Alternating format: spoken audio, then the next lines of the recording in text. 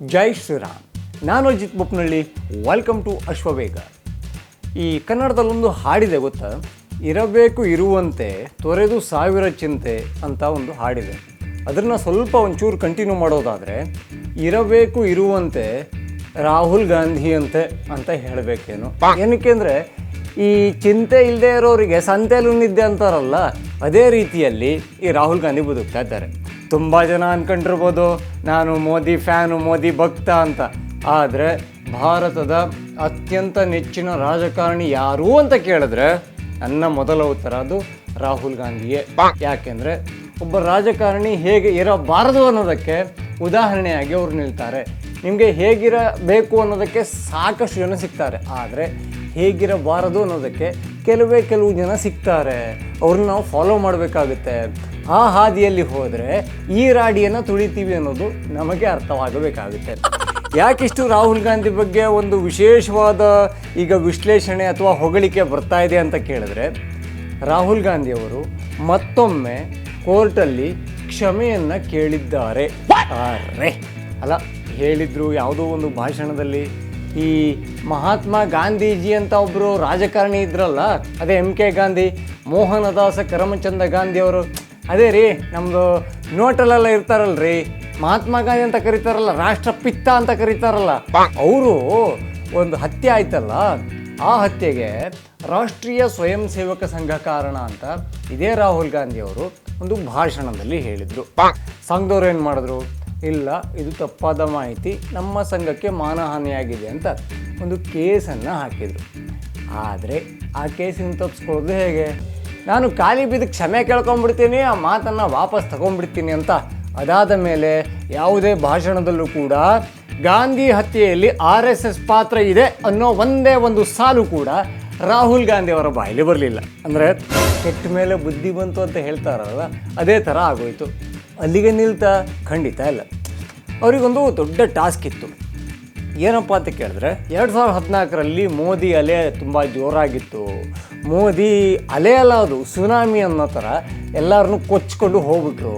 Next 2019ರಲ್ಲಿ ಬರ್ತಾರಲ್ಲ, ಮೋದಿನ ಹಿಂಗಾದ್ರೂ ಕಟ್ಟಾಕಬೇಕಲ್ಲ, ಏನಾದರೂ ಮಾಡಬೇಕಲ್ಲ ಅಂತ.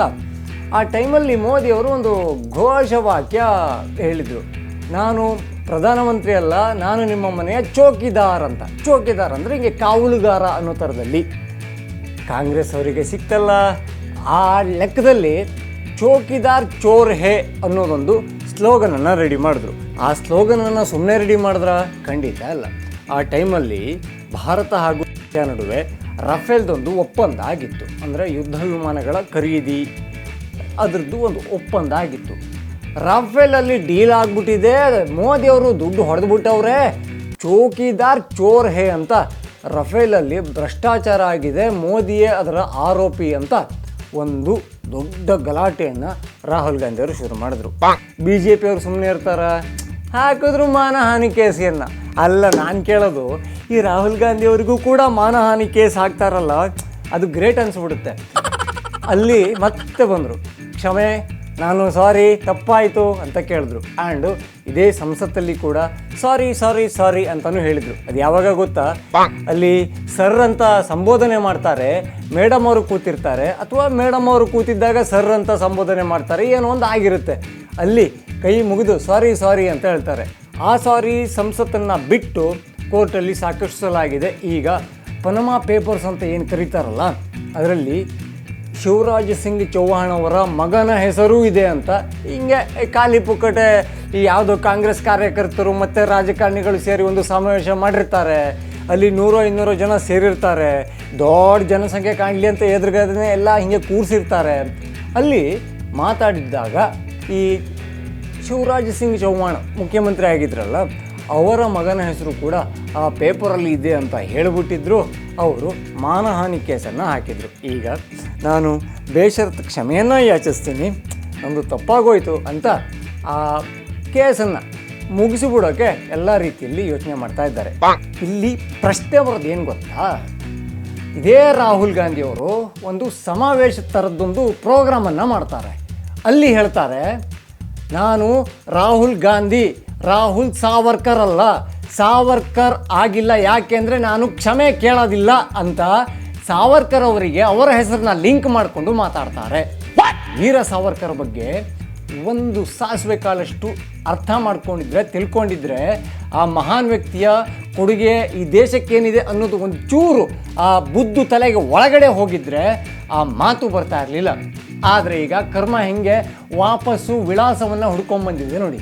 ಇದೇ ಬ್ರಿಟಿಷರ ಬಂದಿಯಾಗಿದ್ದ ಸಾವರ್ಕರ್ ಅವರ ವಿಚಾರಕ್ಕೆ, ಭಾರತಕ್ಕೆ ಮಹಾನ್ ಕೊಡುಗೆಯನ್ನು ಕೊಟ್ಟ ಮಹಾನ್ ವ್ಯಕ್ತಿಯ ವಿಚಾರಕ್ಕೆ ಅವರ ಹೆಸರನ್ನು ತಗೊಂಡು ನಾನು ರಾಹುಲ್ ಗಾಂಧಿ, ರಾಹುಲ್ ಸಾವರ್ಕರ್ ಅಲ್ಲ ಅಂತ ಮಾತಾಡಿದ್ರು. ಕ್ಷಮೆಯನ್ನು ಕೇಳೋದೇ ಇಲ್ಲ ಅಂತ ಹೇಳಿದರು. ಈಗ ಲೆಕ್ಕ ಹಾಕಿದ್ರೆ ಒಂದು 14, 15, 16 ಸಲ ಕ್ಷಮೆಯನ್ನು ಕೇಳಿದ್ದಾರೇನೋ. ಇದೇ ಟೈಮಲ್ಲಿ ನಮ್ಮ ಇಲ್ಲೊಬ್ಬರು ಈ BB ಶ್ರೀನಿವಾಸ್ ಅಂತ ನಮ್ಮ ಕರ್ನಾಟಕದವರೇ, ಅದೇ ಶ್ರೀರಾಮ ಸೇನೆಯ ಮುಖ್ಯಸ್ಥ ಪ್ರಮೋದ್ ಮುತಾಲಿಕ್ ಅವರಿಗೆ ಮಸಿಯನ್ನು ಹೊಡೆದು ಕಾಂಗ್ರೆಸ್ಸಲ್ಲಿ ಒಂದು ಹುದ್ದೆಯನ್ನು ಗಿಟ್ಟಿಸಿಕೊಂಡವರು ಕೂಡ ಇದರಲ್ಲಿ ಒಂದು ಸಮಾವೇಶದಲ್ಲಿ ಭಾಗಿಯಾಗಿದ್ದರು. ಅವರು ಪೊಲೀಸ್ ಲಾಠಿ ಕಾಣ್ತಾ ಇದ್ದಂಗೆ ಓಡಿದ್ರು. ಅದಿನ್ನೂ ನನಗೆ ತುಂಬ ಚೆನ್ನಾಗಿ ನೆನಪಿದೆ. ಇಂಥವರೀಗ ಕ್ಷಮೆಯನ್ನು ಕೇಳಿದ್ದಾರೆ. ಬೇಕಾಬಿಟ್ಟು ಮಾತಾಡೋದು ಈ ದೇಶದಲ್ಲಿ ಸರಿಯಲ್ಲ. ಕಾನೂನು ಕೆಲವೊಂದು ಸಲ ಸ್ವಲ್ಪ ಸ್ಲೋ ಅಂತ ಅನಿಸ್ಬೋದು, ಬಟ್ ಕಟ್ಟುನಿಟ್ಟಾಗಿ ಇದೆ. ಯಾಕೆಂದರೆ ಇಲ್ಲಿಯ ಸಂವಿಧಾನ, ಇಲ್ಲಿಯ ಕಾನೂನು, ಈ ದೇಶದ ಪ್ರಜಾಪ್ರಭುತ್ವ ಎಲ್ಲವೂ ಕೂಡ ಗಟ್ಟಿಯಾಗಿರೋದಕ್ಕೆ. ಇಲ್ಲಿ ಹೇಳ್ತಾರೆ ಬಂದು ಪ್ರಜಾಪ್ರಭುತ್ವ ಅಪಾಯದಲ್ಲಿದೆ, ಸಂವಿಧಾನವನ್ನು ಹಾಳು ಮಾಡ್ತಿದ್ದಾರೆ ಅಂತ. ಇದೇ ವ್ಯಕ್ತಿ ಈಗ ಸಂವಿಧಾನದ ಅಡಿಯಲ್ಲಿ ಇರುವ ಕಾನೂನಲ್ಲಿ ಬಂದು ಸಾರಿ ಸರ್, ತಪ್ಪಾಗೋಯ್ತು ಸರ್ ಅಂತ ಕ್ಷಮೆಯನ್ನು ಕೇಳ್ತಾರೆ, ಕೇಸನ್ನು ಮುಗಿಸಿ ಅಂತ ಹೇಳ್ತಾರೆ. ರಾಹುಲ್ ಗಾಂಧಿ ಅವರೇ, ನೀವು ಸಾವರ್ಕರ್ ಅಲ್ವಲ್ಲ, ರಾಹುಲ್ ಗಾಂಧಿ ಅವರಲ್ಲ. ಈಗ ನೀವೇ ಲೆಕ್ಕ ಹಾಕಿ ಎಷ್ಟನೇ ಸಲ ನೀವು ಕ್ಷಮಾಪಣೆಯನ್ನು ಕೇಳಿದ್ದೀರಿ ಅಂತ. ಇನ್ನೂ ಯಾರೆಲ್ಲ ಅಶ್ವವೇಗ ಚಾನಲ್ನ ಸಬ್ಸ್ಕ್ರೈಬ್ ಮಾಡ್ಕೊಂಡಿಲ್ವ ಈ ಕೂಡ ಮಾಡ್ಕೊಳ್ಳಿ. ಹಾಗೆ ಎಲ್ಲ ವಿಡಿಯೋಗಳಿಗಾಗಿ ಬೆಲ್ ಐಕಾನನ್ನು ಒತ್ತಿ. ಜೈ ಶ್ರೀರಾಮ್.